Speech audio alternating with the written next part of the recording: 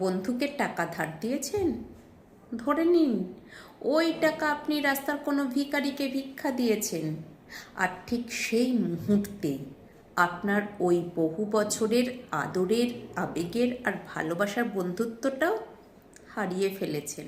আচ্ছা, আমাকে একটা সত্যি কথা বলুন তো, আপনি কি কখনো নিজের কষ্টের উপার্জিত টাকা, নিজের জমানো টাকা কারো কাছে ফেরত চাইতে গিয়ে চোরের মতো, ভিখারির মতো অপরাধবোধে ভুগেছেন? নিজের টাকা ফেরত চাইছেন, অথচ মনে হচ্ছে আপনি বোধহয় খুব অন্যায় কিছু করে ফেলছেন। আপনার গলা কাঁপছে, মেসেজ টাইপ করে আবার ডিলিট করছেন। বন্ধু, টাকাটা কি দেওয়া যাবে? আমার খুব দরকার ছিল। এই যে নিজের টাকা চাইতে গিয়ে আপনার এই কাঁপা কাঁপা হাত আর অপর প্রান্তের মানুষটার নির্লজ্জ বেহায়াপনা, এটাই হলো আজকের সমাজের সবচেয়ে বড় ভণ্ডামি। দীর্ঘদিনের বন্ধুত্ব, একেবারে ছোটবেলার বন্ধু, একসাথে টিফিন শেয়ার করেছেন, ক্লাস ফাঁকি দিয়েছেন, একে অপরের বিপদে নিজের জীবন বাজি রেখেছেন। আপনার মনে হতো পৃথিবীর সব বেঈমান হতে পারে, কিন্তু আপনার এই বন্ধুটা কখনো আপনার সাথে বেঈমানি করবে না। একদিন সেই বন্ধু এসে খুব করুণ মুখে বলল তার কিছু টাকা লাগবে।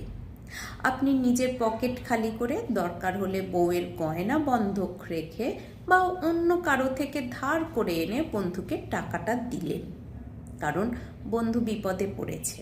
কিন্তু তারপর মাসের পর মাস যায়, বছর ঘোরে, বন্ধুর আর টাকার কথা মনে নেই। আপনি সোশ্যাল মিডিয়াতে দেখছেন যে দামি রেস্টুরেন্টে চেকিং দিচ্ছে, নতুন বাইক কিনছে, বউ নিয়ে ঘুরতে যাচ্ছে। শুধু আপনার ওই 10,000 টাকা বা 50,000 টাকা ফেরত দেওয়ার বেলায় তার কাছে দুনিয়ার সব অভাব এসে হাজির হয়। আপনি যখনই টাকার কথা তোলেন তখন সে এমন একটা ভাব করে আপনি যেন একটা মহাভারত অশুদ্ধ করে ফেলেছেন। তার সেই বিখ্যাত ডায়লগ, আরে ভাই, তোর টাকা কি আমি মেরে দেব? এত তাগাদা দিস কেন? তুই তো দেখি টাকার জন্য পাগল হয়ে গেছিস।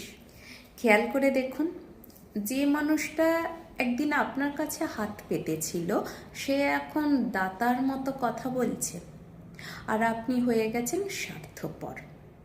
এর চেয়ে বড় সামাজিক ট্যাবু আর কি হতে পারে? আমরা এই লজ্জা থেকে বাঁচতে, বন্ধুত্বটাকে টিকিয়ে রাখতে চুপ করে থাকি, কিন্তু বুকের ভেতর যে পাথরটা চেপে বসে, রাতের বেলা ঘুমাতে যাওয়ার আগে যে নিঃশ্বাসটা ভারী হয়ে আসে, তার খবর কে রাখে? সত্যি বলতে কি, ছেলেদের বন্ধুত্বের মধ্যে ফাটল ধরার পৃথিবীর সবচেয়ে প্রধান দুটো কারণ হলো, এক, নারী, এবং দুই, টাকা।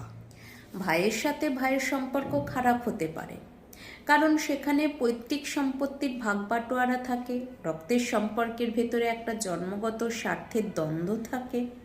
কিন্তু বন্ধু, বন্ধু তো আমরা নিজেরা বেছে নিই। যার সাথে আত্মার মিল, চিন্তার মিল, তাকেই তো আমরা জীবনের একটা অংশ বানাই।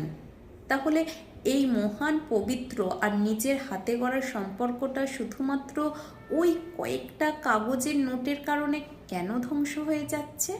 কারণটা হলো কমন সেন্স বা কাণ্ডজ্ঞানের অভাব।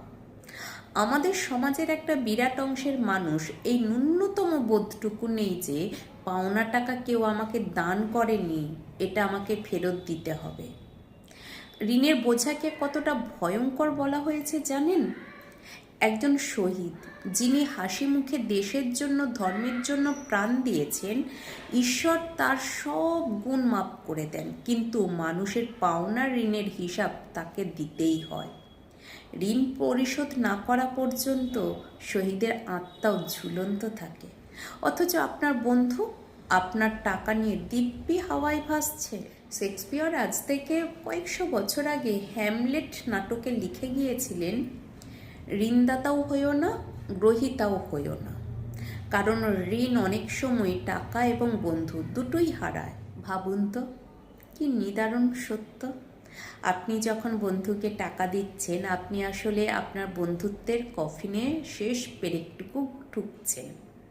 কারণ যখনই অর্থের লেনদেন আসে তখন সম্পর্কটা আর সমান্তরাল থাকে না, একজন হয়ে যায় দাতা আর একজন গ্রহীতা। অবচেতন মনি গ্রহীতার ভেতরে একটা হীনমন্যতা তৈরি হয় এবং সে আপনাকে এড়িয়ে চলতে শুরু করে। ফোন ধরবে না, মেসেজ সিন করে রিপ্লাই দেবে না, রাস্তায় দূর থেকে দেখলে রাস্তা পাল্টাবে। যে বন্ধু একসময় আপনার ছায়া হয়ে থাকতো সে এখন আপনার ছায়া মারাতে ভয় পায়। শ্রোতা, একবার নিজের বিবেককে প্রশ্ন করুন, আপনার কি এমন কোনো বন্ধু নেই যার কথা মনে পড়লে আপনার বুকের ভেতরটা কষ্টে দুমড়ে মুচড়ে ওঠে? টাকার জন্য নয়, বরং এটা ভেবে যে মাত্র কয়েকটা টাকার জন্য ও আমার সাথে বেইমানি করলো। ওর কাছে আমাদের ওই 20 বছরের বন্ধুত্বের দাম এই কয়েকটা টাকা। এই কষ্টটা কি টাকার অঙ্কে মাপা যায়? যায় না। আপনারা যারা এই ভিডিওটা শুনছেন তারা হয়তো এখন দুভাগে ভাগ হয়ে যাবেন। একদল বলবেন, সব বন্ধু একরকম হয় না, বিপদে বন্ধুই তো পাশে দাঁড়াবে। হ্যাঁ, আমি মানছি সব বন্ধু একরকম নয়, কিন্তু পরিসংখ্যান আর বাস্তবতার দিকে তাকান। 100টা বন্ধুত্বের মধ্যে 95টা বন্ধুত্ব নষ্ট হয় এই টাকার লেনদেনের কারণে। তাহলে সমাধান কি? বন্ধু কি বিপদে পড়লে টাকা ধার দেবেন না? আমি বলছি, আপনাদের আজ একটা চরম বাস্তববাদী সমাধান দিয়ে যাচ্ছি। জীবনে যদি শান্তিতে থাকতে চান তবে এই নিয়মগুলো মেনে চলুন, না বলতে শিখুন। বন্ধু টাকা ধার চাইলে যদি আপনার দেওয়ার সামর্থ্য না থাকে বা দিলে আপনার নিজের সংসার চলবে না, তবে সরাসরি না বলুন। প্রথম দিন তার একটু খারাপ লাগবে, হয়তো 2 দিন কথা বলবে না, কিন্তু তৃতীয় দিন আবার এসে আপনাকে জড়িয়ে ধরবে। কিন্তু টাকা দিয়ে মাসের পর মাস ঘুরলে সম্পর্কটা চিরতরে শেষ হয়ে যাবে। ভিক্ষা বা দান মনে করে দিন। যদি বন্ধুকে টাকা দিতেই হয় তবে ততটুকুই দিন যতটুকু টাকা চিরতরে হারিয়ে গেলে আপনার গায়ে লাগবে না। যদি সে 5,000 চায় আর আপনার যদি মনে হয় এই টাকা ফেরত না পেলে আপনার ক্ষতি হবে, তবে তাকে 500 টাকা দিয়ে বলুন, বন্ধু আমার কাছে এর থেকে বেশি নেই, এই টাকাটা তোকে দিলাম, এটা আর ফেরত দিতে হবে না।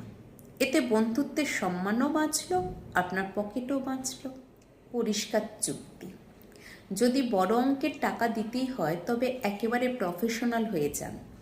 লিখিত রাখুন, সময়সীমা ঠিক করুন। যদি সে সত্যিকারের বন্ধু হয় সে আপনার এই স্বচ্ছতাকে সম্মান করবে, আর যদি সে এই শর্তে রেগে যায় তবে বুঝে নেবেন সে আপনার বন্ধু নয়, সে আপনার ঘাড়ে বসে খাওয়া একটা রক্তচোষার জোক। এই জোক এমনিতেও টাকা নিয়ে পালাতো, আর আগে থেকেই তাকে চিনে ফেলা ভালো নয় কি? মনে রাখবেন, বন্ধুত্ব কোনো সস্তা জিনিস নয় যে কয়েকটা টাকার জন্য সেটাকে নিলামে তুলতে হবে। টাকা রোজগার করা যায়, কিন্তু একটা সত্যিকারের বন্ধু রোজগার করতে মানুষের 1 যুগ পার হয়ে যায়। তাই নিজের আবেগকে নিয়ন্ত্রণ করুন, ভণ্ডামি বাদ দিয়ে বাস্তববাদী হন। টাকার লেনদেন ক্লিয়ার রাখুন, বন্ধুত্ব আজীবন থাকবে। আর যদি টাকা ধার দিয়ে থাকেন তবে দীর্ঘশ্বাস ফেলে মেনে নিন, হয় টাকা আপনার কাছে ফিরে আসবে, নয়তো বন্ধু চিরতরে হারিয়ে যাবে। দুটো একসাথে পাওয়া এই স্বার্থপর পৃথিবীতে প্রায় অসম্ভব। কি আমার কথাগুলো খুব নিষ্ঠুর মনে হচ্ছে? বুকের ভেতর একটু অস্বস্তি হচ্ছে?